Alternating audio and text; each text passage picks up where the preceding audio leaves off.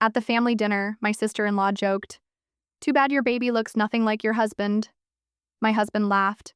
"Maybe she has a secret." Everyone joined in. I just smiled, stood up, and handed him an envelope. "Since we're sharing secrets, open this." The laughter stopped. His face turned white. "Too bad your baby looks nothing like your husband." Chloe's words sliced through the warm evening air like a blade through silk. The dining room, moments before filled with the comfortable chatter of family dinner, suddenly felt arctic. Every conversation stopped, every fork paused midair. Even the grandfather clock in the hallway seemed to hold its breath. I had spent 7 days preparing for this dinner, 7 days of scrubbing, cooking, arranging, and rearranging everything to perfection. The pot roast had been slow cooking for 8 hours, seasoned with herbs from my own garden. Our best china, the Waterford set we'd received as a wedding gift, gleamed under the chandelier.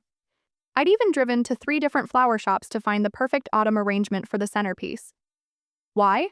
Because after 3 years of marriage, I was still desperately trying to prove myself worthy of being Liam's wife to his family. Still trying to show them I wasn't just some girl their golden boy had settled for, but someone who could elevate their family name. The irony wasn't lost on me now, sitting there with Chloe's cruel words echoing in my ears. She sat across from, her perfectly manicured fingers wrapped around her wine glass, that smirk playing on her lips like she just delivered the punchline to the world's funniest joke. Chloe had always been jealous of me. I knew that. Liam's younger sister had been the family princess until I came along, and she'd never quite forgiven me for stealing even a fraction of the spotlight. But this was different. This wasn't just sisterly competition. This was calculated cruelty designed to humiliate me in front of everyone who mattered. I turned to Liam, my heart hammering against my ribs, expecting, no, needing him to defend me, to defend us, to stand up and tell his sister that her comment was completely inappropriate and hurtful, that Leo was beautiful and perfect and absolutely, undeniably his son. Instead, my husband, the man who had promised to honor and protect me, let out that nervous laugh, that awful weak chuckle he always made when he wanted to fit in with his family instead of standing up for what was right. "Maybe Maya has a secret," he said, and I felt something inside me shatter like crystal hitting concrete. The betrayal was instant and complete, not because of what he said, but because of what he didn't say. He didn't defend me. He didn't defend our son. He threw me to the wolves to earn a few cheap laughs from people who would never truly accept me anyway. The laughter that followed was like acid in my veins. His mother, Eleanor, who had insisted I call her Mum Butt, always said it with a slight hesitation, actually giggled behind her napkin. His father, Richard, usually so stern and proper, was chuckling into his whiskey. Even his cousin, Sophia, who I'd thought liked me, covered her mouth with her hand, her eyes sparkling with the kind of malicious delight that comes from witnessing someone else's downfall. But it was Isabella's reaction that hurt almost as much as Liam's betrayal. Our housekeeper, who had been with us since Leo was born, who had seen me cry from exhaustion during those first sleepless months, who knew how much I loved my son. Even she froze in the doorway with the dessert plates, her kind eyes wide with shock and something that looked dangerously close to pity. I could hear Leo's soft breathing through the baby monitor on the side table. My beautiful, innocent 10-month-old son was sleeping peacefully upstairs while the adults he should be able to trust were destroying his mother's reputation downstairs. He had no idea that his legitimacy was being questioned, that his very existence was being treated like a punchline. The worst part, the part that made my stomach churn with a mixture of rage and heartbreak, was that this wasn't the first time Liam had questioned Leo's parentage. From the moment our son had been placed in my arms at the hospital, Liam had been planting seeds of doubt, like a farmer preparing a toxic harvest. "His nose looks too sharp for our family," he'd whispered one evening when he thought I was asleep, studying our newborn son's face like he was searching for evidence of my infidelity. "Are you sure about the timing?" he'd asked me just last month, pretending it was casual conversation while we watched Leo play with his blocks. But I'd caught the calculation in his eyes, the way he was mentally counting backwards from Leo's birth date. I'd seen him staring at our son during bath time, during feeding time, during those precious quiet moments when Leo would babble and reach for his father's face. Instead of love and wonder in Liam's expression, I'd seen confusion, suspicion, and something that looked disturbingly like disappointment. Each incident had been small enough to dismiss, private enough to pretend it hadn't happened. I told myself he was just adjusting to fatherhood, that new dads sometimes felt disconnected from their babies. I'd made excuses for him, the way wives do when they're not ready to face the truth about their marriages. But this dinner, this public humiliation in front of people whose approval I'd been desperately seeking for years, was the line I couldn't pretend he hadn't crossed. I looked around the table, taking in each face. Eleanor was still smiling, that cold, satisfied smile she got when she felt superior to someone. Richard was reaching for the wine bottle, completely comfortable with what had just transpired. Sophia was whispering something to her husband, probably already planning how she'd share this gossip with the rest of the extended family. And Liam, my husband, my partner, the father of my child, was avoiding my eyes entirely, suddenly fascinated by the pattern on his dinner plate. The silence stretched between us like a chasm. They were all waiting for my reaction, probably expecting tears or protestations, or maybe even a dramatic exit. They wanted a scene.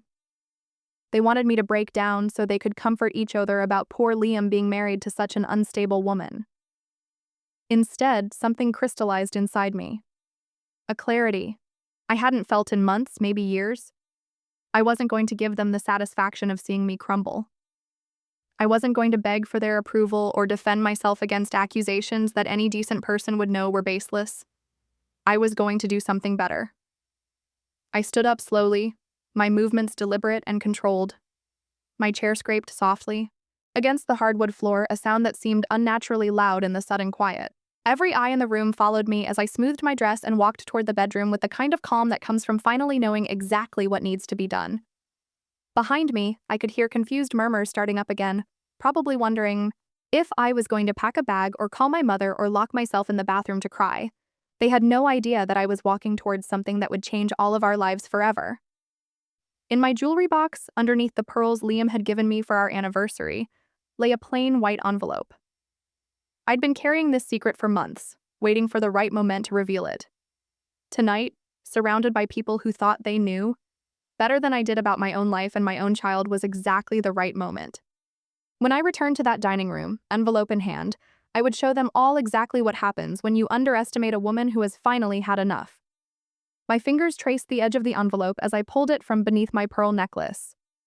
The paper felt heavier than it should have, weighted with 3 months of secrets and the power to obliterate everything Liam and his family thought they knew about me.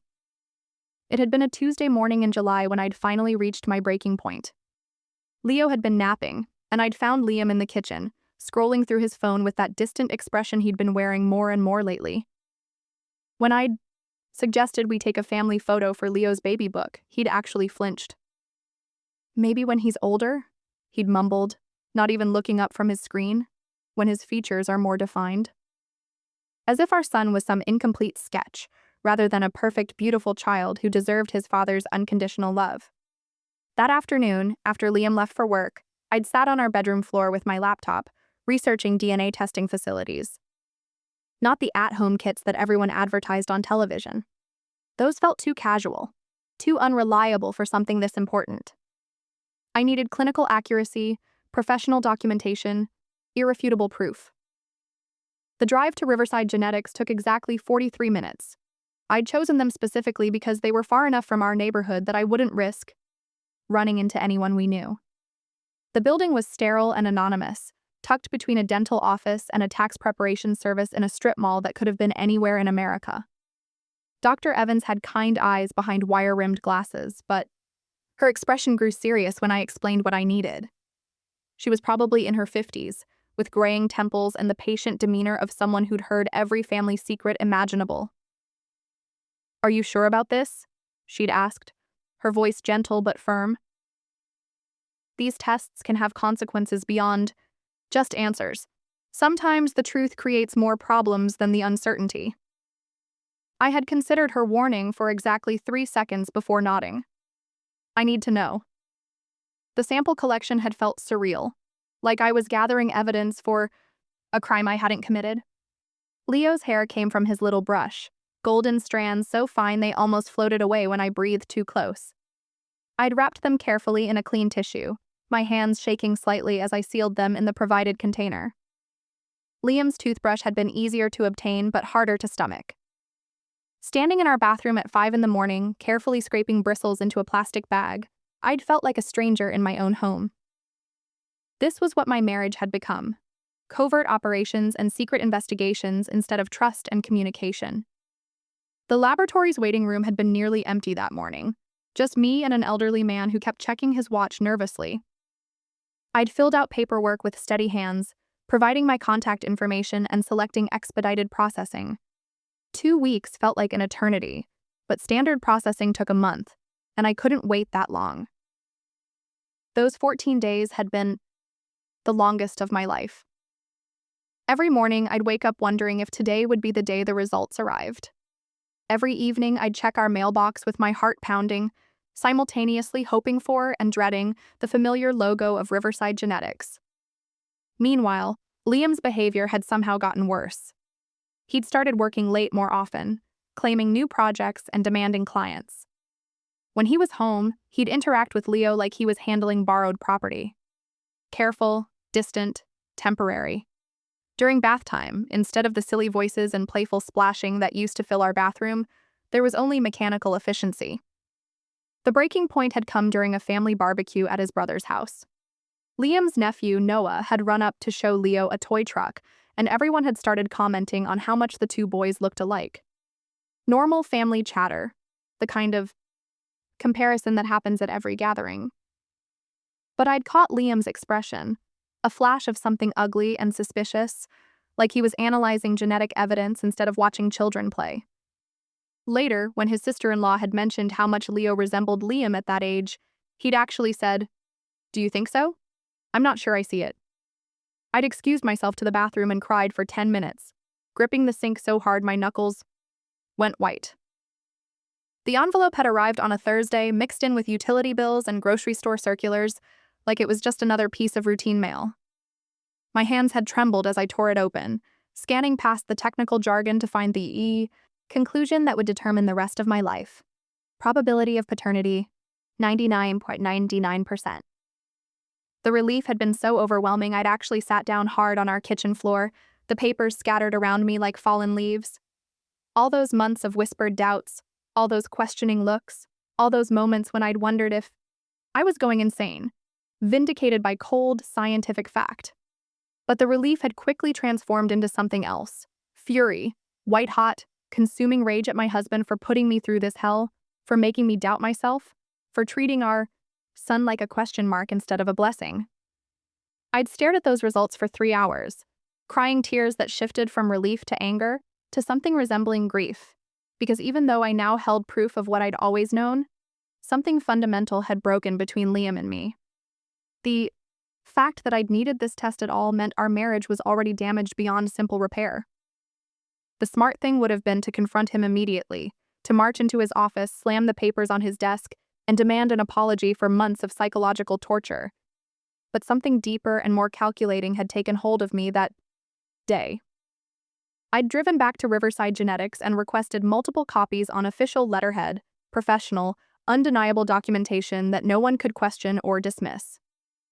I'd had them printed on heavy paper stock, the kind used for important legal documents, and requested sealed envelopes with the laboratory's official stamp. One copy went into our safe deposit box, another into a folder with our important financial documents. But the third, the one I'd chosen for maximum impact, went into a plain white envelope that I'd hidden in my jewelry box, underneath the pearls Liam had given me for our second anniversary. For weeks, I'd carried this secret like a weapon I wasn't ready to use. Every time Liam made another cutting comment about Leo's appearance, I'd touch that envelope through my jewelry box and feel a surge of power. Every time his family exchanged those knowing looks at dinner parties, I'd remind myself that I held the truth while they wallowed in their ugly assumptions. The hardest part had been watching Liam with Leo, seeing doubt where there should have been unconditional love. Our son would reach for his father's face with those chubby little hands, babbling happily, completely unaware that the man holding him was questioning his very legitimacy. But I'd waited, patient as a hunter, for exactly the right moment to reveal what I knew. Tonight, with Chloe's cruel words still echoing in our dining room and Liam's betrayal fresh and raw, that moment had finally arrived. Now, standing in our bedroom with that envelope in my hands, I could feel the weight of 3 months' worth of silence about to shatter into 1,000 pieces. The walk back to the dining room felt like a procession to an execution, except I wasn't the one about to die. My footsteps were deliberately measured, each one echoing against the hardwood with a finality that seemed to announce that everything was about to change forever. They were still sitting exactly where I'd left them, frozen in an uncomfortable tableau of guilt and curiosity. Eleanor had her wine glass halfway to her lips, suspended in mid-sip. Richard was cutting his roast with mechanical precision, clearly hoping to avoid eye contact. Sophia whispered something urgent to her husband, who just shook his head and focused intently on his dinner plate. But Liam was fidgeting with his napkin, folding and refolding it into increasingly smaller squares. The nervous energy radiating from him was almost palpable, like he could sense something dangerous approaching, but couldn't quite identify the threat. When I appeared in the doorway, envelope in hand, the entire room seemed to inhale collectively and hold its breath. "Since we're sharing secrets tonight," I said, my voice carrying across the room with crystalline clarity, "open this." I placed the envelope directly in front of him, my fingers lingering for just a moment on the white paper. The contact was electric, not romantic, but charged with 3 months of accumulated power and the promise of revelation. Liam's cocky expression, the one that had been so casually cruel just minutes before, flickered like a candle in wind. He glanced up at me, and for the first time in months, I saw genuine uncertainty in his eyes. This wasn't the wife he'd grown comfortable dismissing. This wasn't the woman who absorbed his family's mockery and his suspicious comments with martyred silence. This was someone new, someone who held cards he didn't even know were in play. "What's this about, Maya?" His voice had lost its earlier confidence, taking on the cautious tone he used when he wasn't sure if he was in trouble. I didn't answer. I simply stood behind his chair, close enough that he could feel my presence, far enough that he had to crane his neck to see my face. The power dynamic had shifted so completely that everyone could feel it, though they couldn't yet understand. Why? Liam picked up the envelope with hands that weren't quite steady. He turned it over, examining it like he was looking for clues about its contents. There was nothing to see, just plain white paper with his name written in my careful handwriting. "Just open it," I said quietly, and something in my tone made even Eleanor stop pretending to eat. He slid his finger under the flap, casually, probably expecting a bill or maybe some appointment reminder that I'd been nagging him about. His movements were still lazy, still tinged with the arrogance that had allowed him to humiliate me just minutes earlier.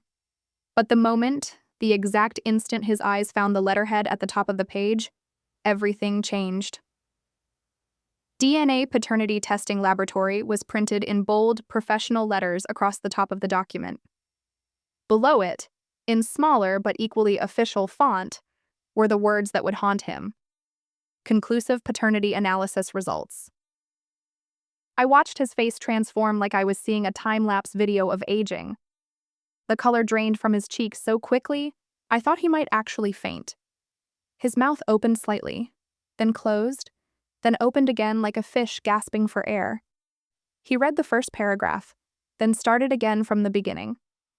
His eyes moved frantically across the page, searching for some mistake, some loophole, some way for this document to say anything other than what it clearly stated. His fingers began to tremble, actually tremble, like he was suffering from some sudden illness.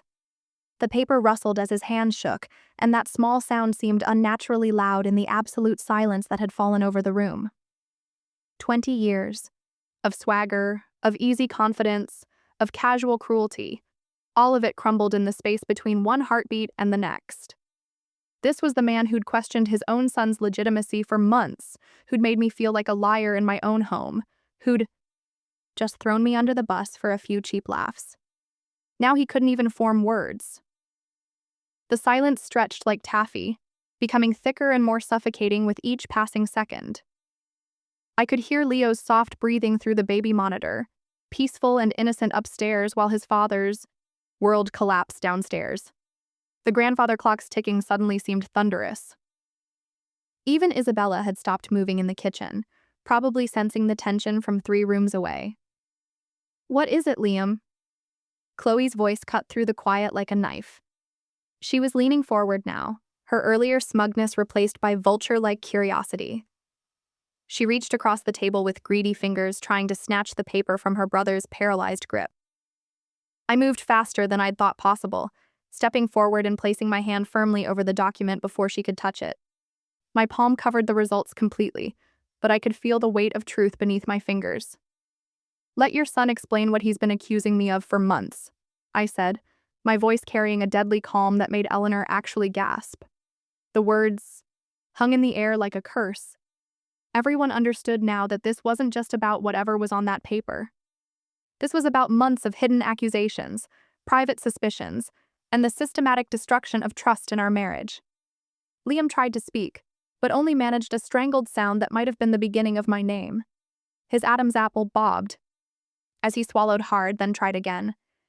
"Maya, this isn't—" He stopped, apparently realizing that every possible explanation would only make things worse.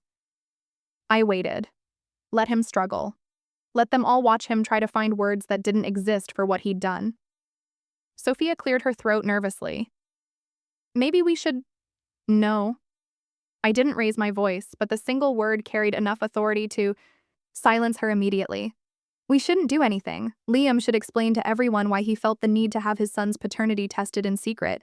Except he didn't do it in secret, did he? He just made accusations.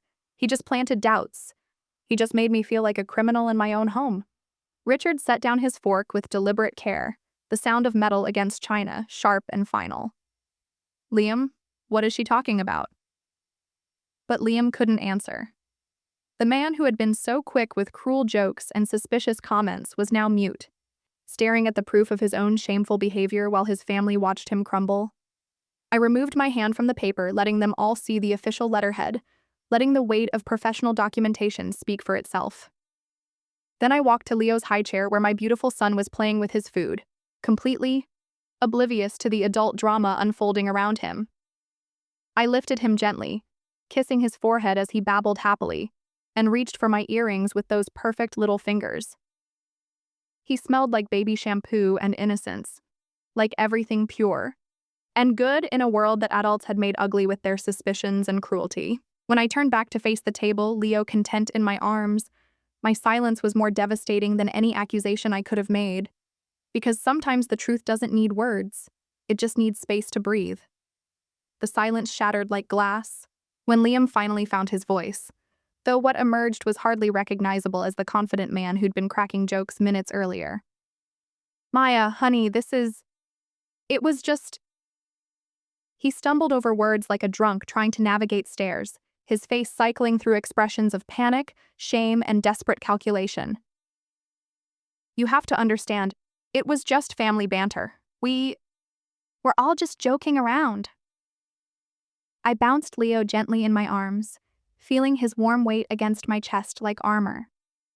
My son gurgled happily, reaching for the chandelier's light with chubby fingers, blissfully unaware that his legitimacy had just been proven beyond any shadow of doubt. "Jokes?" I repeated, tasting the word like something bitter.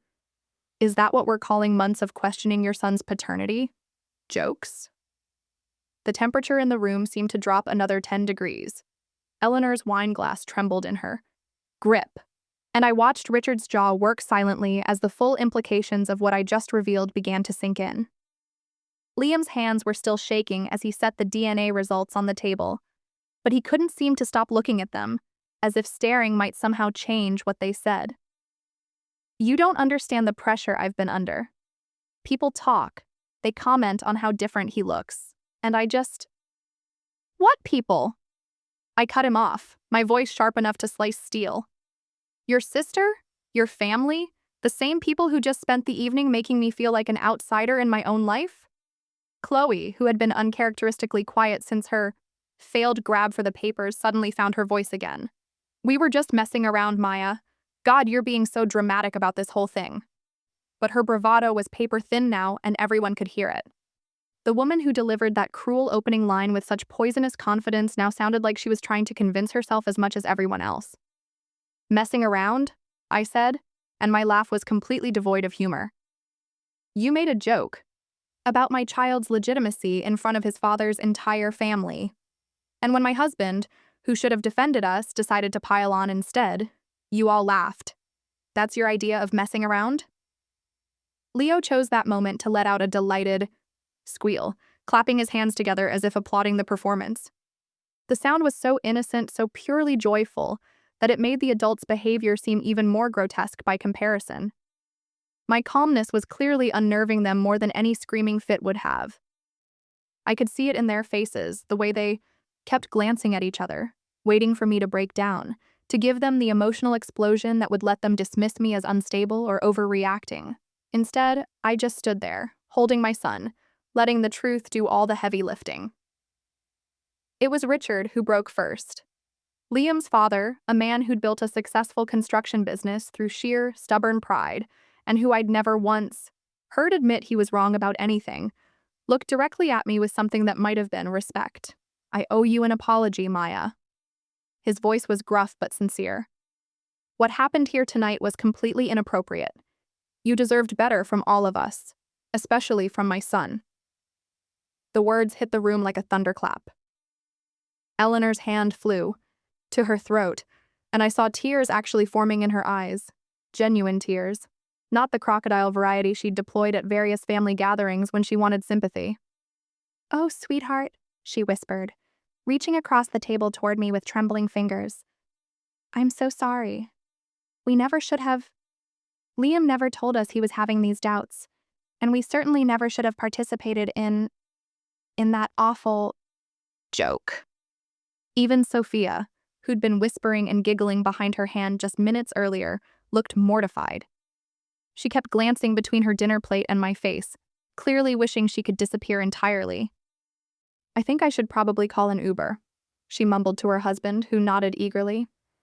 But it was Chloe's reaction that surprised me most. The woman who'd started this whole mess, who delivered that opening blow with such calculated cruelty, was now staring at me with something that looked almost like fear. "You planned this," she said suddenly, her voice high and accusing. "You knew exactly what you were doing when you brought that envelope down here." I shifted Leo to my other hip and smiled, really smiled, for the first time all evening. "You're absolutely right. I did plan this. Just like you planned that little comment about Leo not looking like his father. The difference is, my plan was based on truth." Chloe's face flushed red, then pale, then red again. She pushed back from the table so violently that her chair scraped against the floor with a sound like fingernails on a chalkboard. "This is ridiculous. I'm not sitting here and listening to this anymore." She grabbed her purse from the side table, but I caught the flash of embarrassment in her eyes before she could hide it behind righteous indignation. "No one's forcing you to stay," I said mildly. "But before you go, maybe you should think about why you felt the need to make that comment in the first place. Was it really about Leo's appearance, or was it about something else entirely?" She froze halfway to the door, and for a moment I thought she might actually engage with the question. But Chloe had never been one for self-reflection. "You're impossible!" she spat, and stormed out, her heels clicking angrily against the hardwood until the front door slammed behind her. The silence that followed her exit was different from the earlier tension. Heavier somehow, weighted with the reality of what had just transpired.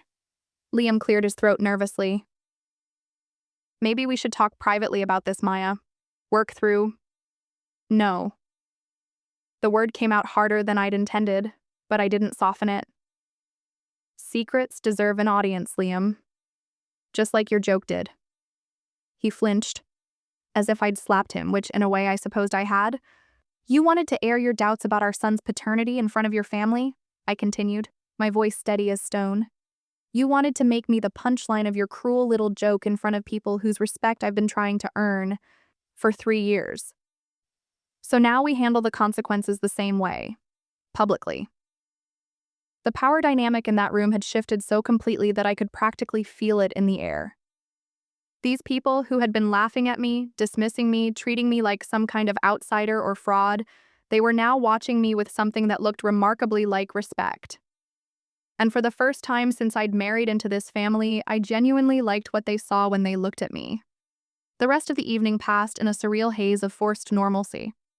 Richard and Eleanor made awkward small talk about the weather, while Sophia and her husband escaped as soon as politely possible, mumbling excuses about early morning commitments. Isabella cleared the barely touched dinner plates with the kind of careful silence that spoke volumes about what she'd witnessed.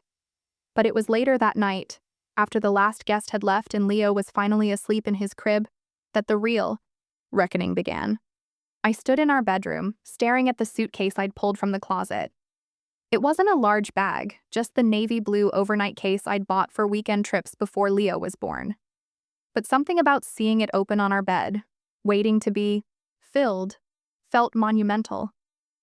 Liam appeared in the doorway like a ghost, his face still pale from the evening's revelations. He watched me fold a sweater with methodical precision, each crease sharp and deliberate. "What are you doing?" His voice was barely above a whisper, as if speaking too loudly might shatter whatever fragile peace we'd managed to construct. "Packing." I didn't look up from the dresser drawer, my hands steady as I selected undergarments and nightclothes. "I need some space to think." "You're leaving?" The panic in his voice was immediate and raw. "Maya, please, we can work through this. Tonight was you publicly humiliating the mother of your child," I said, placing a pair of jeans in the suitcase with the same careful precision I'd used for everything else. "Tonight was you questioning your son's legitimacy in front of your entire family instead of defending him. Tonight was you choosing their cruel laughter over my dignity." He took a step into the room, his hands outstretched like he was approaching a wounded animal. "I know I messed up. I know I hurt you. But leaving isn't going to solve anything." I finally turned to face him, really look at him, and was struck by how small he seemed. This man who had seemed so confident, so sure of himself just hours earlier, now looked like a child caught in a lie he couldn't talk his way out of. "I'm not leaving permanently," I said, and watched the relief flood his features. "But I am showing you that I can. The woman you married, the one who would have cried herself to sleep and pretended this never happened, she's gone, Liam." The truth of those words settled between us like a physical presence. Something fundamental had shifted in that dining room, and we both knew there was no going back to who we'd been before. "Tell me what you need," he said, and there was a desperation in his voice I'd never heard before. "Tell me how to fix this." I closed the suitcase and sat on the edge of our bed, studying his face in the lamplight. "Marriage counseling. Real counseling, not just a few sessions so you can say we tried. Full financial transparency. I want access to every account, every investment, every decision. And a public apology to everyone who heard you question Leo's paternity." He nodded frantically, agreeing before I'd even finished speaking. "Yes, absolutely, whatever you need, Maya. I'm so sorry. I never meant for things to go this far." But his immediate capitulation, rather than reassuring me, only highlighted how desperate he was to return to the status quo. This wasn't about understanding what he'd done wrong. This was about damage control. "You agreed very quickly," I observed, lifting the suitcase from the bed. "Almost like you're not really thinking about what any of those things mean." "I am thinking," he protested, but his eyes were fixed on the bag in my hands. "I just want us to be okay again." "We're not going to be okay again, Liam. Not the way we were." I moved toward the door, and he stepped aside to let me pass. "We might be something new, something different. But the marriage where I begged for your family's approval and swallowed your suspicions, that's over." Over the next 3 days, I stayed at my sister's house, Zoe's house, sleeping in her guest room while Leo napped in a portable crib we'd set up by the window. Liam called every few hours, sent flowers, left voicemails full of promises and explanations.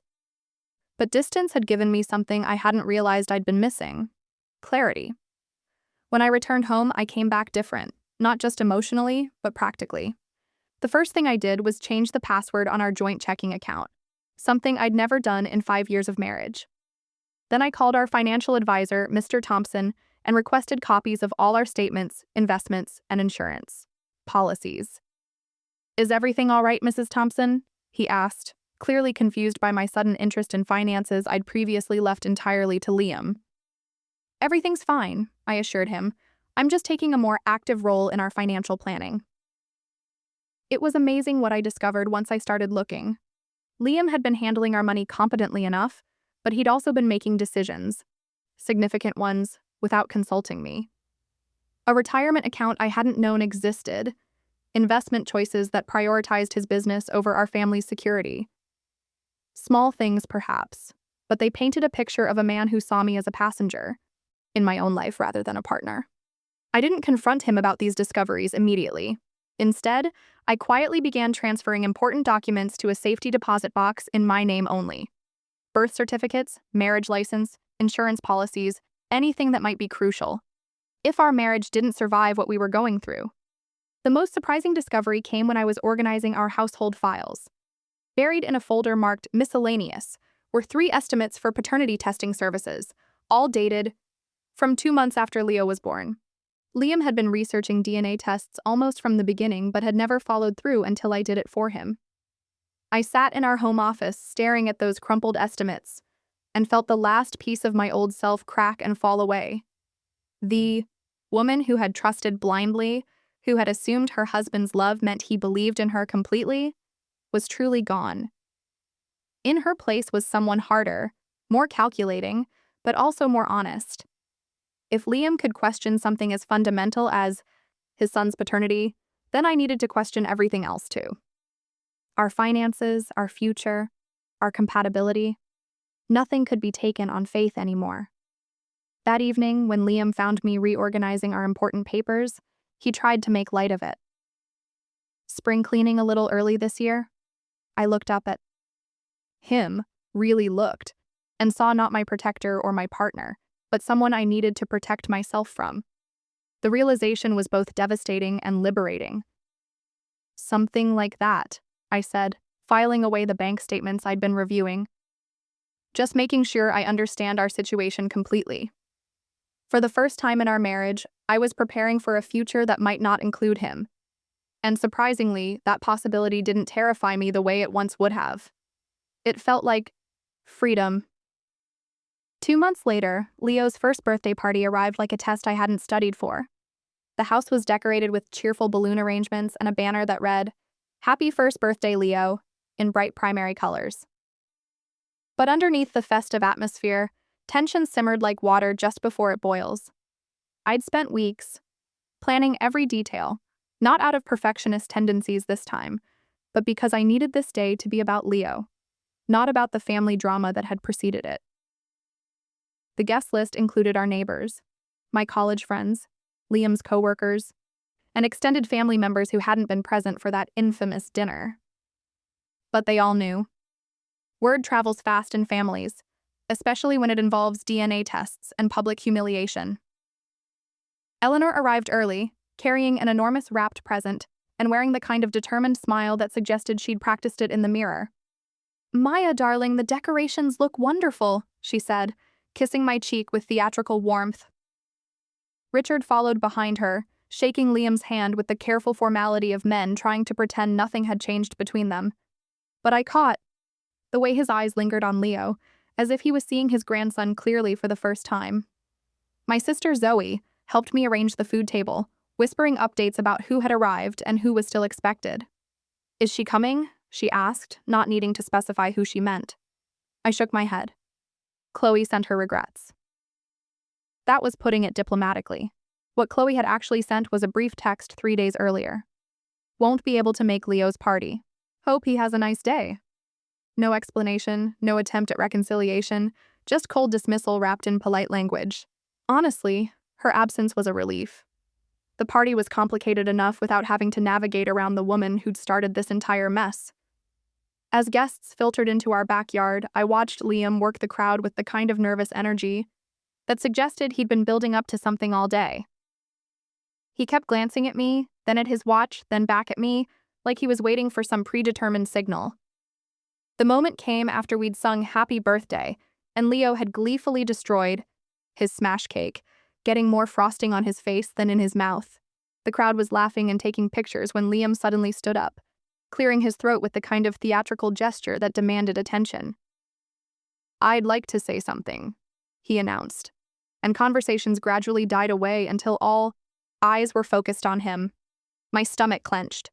We discussed this moment during one of our counseling sessions, but experiencing it in real time felt surreal and deeply uncomfortable. First, thank you all for being here to celebrate our son's first birthday, Liam began, his voice carrying across the yard with surprising steadiness. Leo is obviously the star of today's show, and seeing him surrounded by so much love means everything to us. He paused, and I could see his Adam's apple bob as he swallowed. Hard. This was the moment we'd been building toward, the public accountability I demanded as part of our marriage's reconstruction.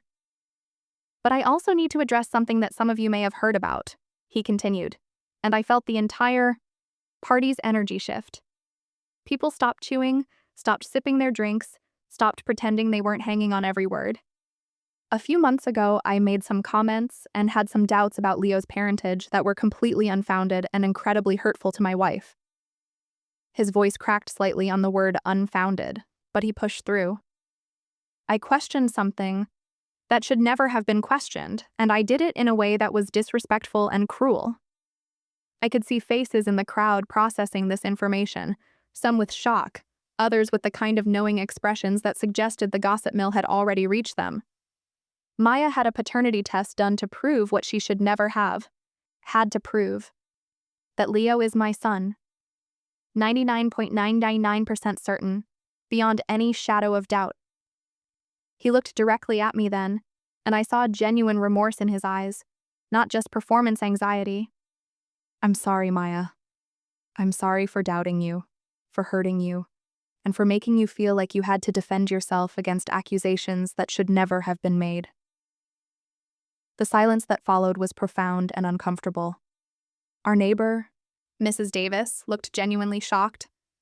My friend Ava was staring at Liam like he'd grown a second head. Even Leo seemed to sense the gravity of the moment, sitting quietly in his high chair with frosting-covered fingers. It should have felt like vindication, like justice, like the victory I'd been unconsciously seeking since that horrible dinner, 2 months ago. Instead, it felt profoundly sad. Sad that we'd reached this point, sad that my son's first birthday party had become the venue for his father's public penance, sad that proof of love now required laboratory documentation and formal apologies delivered to audiences of neighbors and relatives. The applause that followed Liam's speech was polite but subdued, the kind of acknowledgement you give someone who's confessed to something embarrassing rather than someone who's done something admirable. As conversations gradually resumed and the party returned to something resembling normalcy, I found myself standing alone by the dessert table, watching Leo laugh as my father helped him chase soap bubbles across the grass. That must have been difficult for you both, said a voice behind me. I turned to find Dr. Evans, our marriage counselor, whom I'd impulsively invited the week before. More difficult than I expected, I admitted. I thought it would feel like closure, but mostly it just feels necessary. But insufficient, she suggested gently. That was exactly right.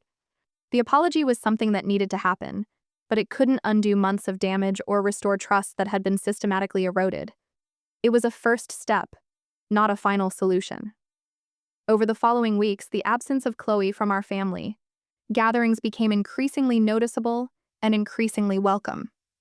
Without her particular brand of toxic commentary, dinners at Richard and Eleanor's house were actually pleasant. Conversations focused on normal family topics instead of thinly veiled criticisms and competitive jibes. I'd received one text from her about a month after the party, during what would have been our regular family Sunday dinner. Hope everyone's doing well. Miss seeing Leo grow up. I'd stared at that message for a long time, thumb hovering over the reply button, considering various responses ranging from diplomatic to devastating. In the end, I'd simply deleted it without responding. Some bridges once burned should be allowed to turn to ash. The truth was, her absence had revealed how much of my family stress had been centered around managing her jealousy and cruelty. Without that constant undercurrent of competition and criticism, I could actually enjoy spending time with Liam's parents, who turned out to be decent people when they weren't being influenced by their daughter's poison. But the most significant change wasn't in our family dynamics. It was in me.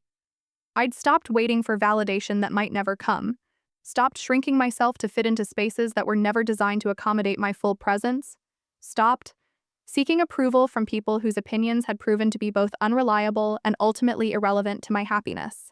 The woman who had desperately wanted Eleanor to call her daughter with genuine warmth was gone, replaced by someone who knew that respect mattered more than affection, and that boundaries were more valuable than belonging. Leo would grow up seeing his mother as someone who fought for herself and for him when it mattered most. He would learn that love without respect was incomplete, and that sometimes the most loving thing you can do is refuse to accept treatment that diminishes your worth. That envelope hadn't just contained DNA results. It had contained my transformation from a woman who begged for acceptance to one who demanded it be earned. This story of ultimate vindication had you absolutely hooked? Hit that like button right now. My favorite part was when Maya calmly handed Liam that envelope at the dinner table, knowing it would destroy his entire world. What was your favorite moment? Drop it in the comments below. Don't miss more jaw-dropping stories of women who refuse to back down.